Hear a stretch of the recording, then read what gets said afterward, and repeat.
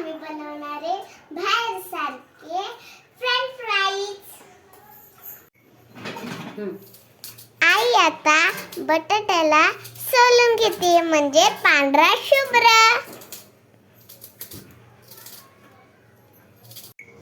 बटाटे सोलल्या किती एकदम शुभ्र दिसतायत।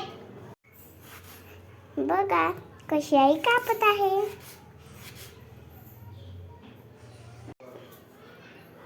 आता आई फ्रेंच फ्राईजच्या आकारात कापत आहे।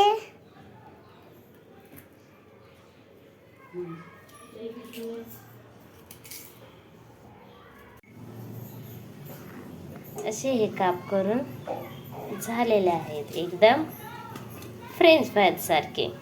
धुवून घ्यायचे मस्त पैकी।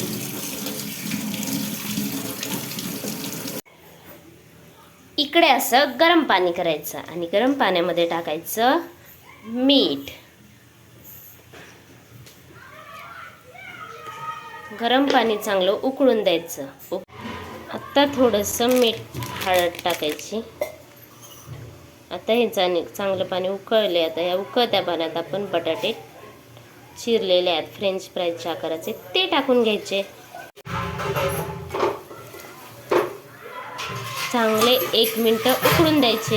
आता हे फ्रेंच फ्राईज मस्त तळून घ्यायचे।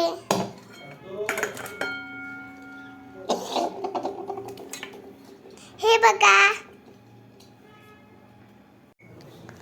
हे असे आता मस्त वाफवून काढलेले बटाट्याचे चिप्स छान पैकी त्याला आता आपण कॉर्नफ्लॉवर लावून घ्यायचं।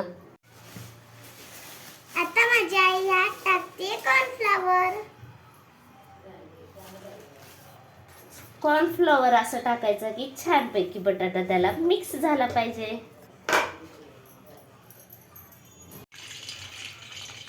हे तेल आता आईने गरम होण्यासाठी ठेवले कारण हे फ्रेंच फ्राईज आम्ही त्यात तळायला टाकणार आहे।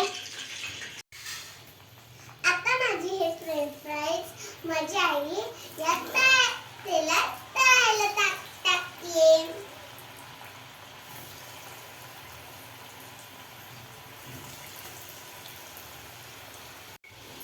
कमी गॅसवर आम्ही आता फ्रेंच फ्राईज खरपूस तळून घेणार आहोत।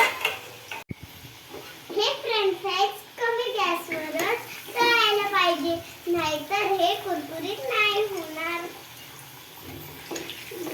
नो मस्ती नो गडबड एकदम काम हळूहळू। एक राऊंड तळून झालं। पहिला राऊंड माझी आई काढत आहे।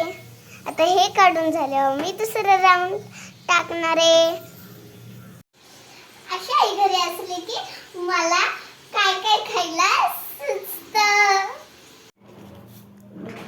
थोडंसं चटपटीत होण्यासाठी आई टाकते यात लाल तिखट।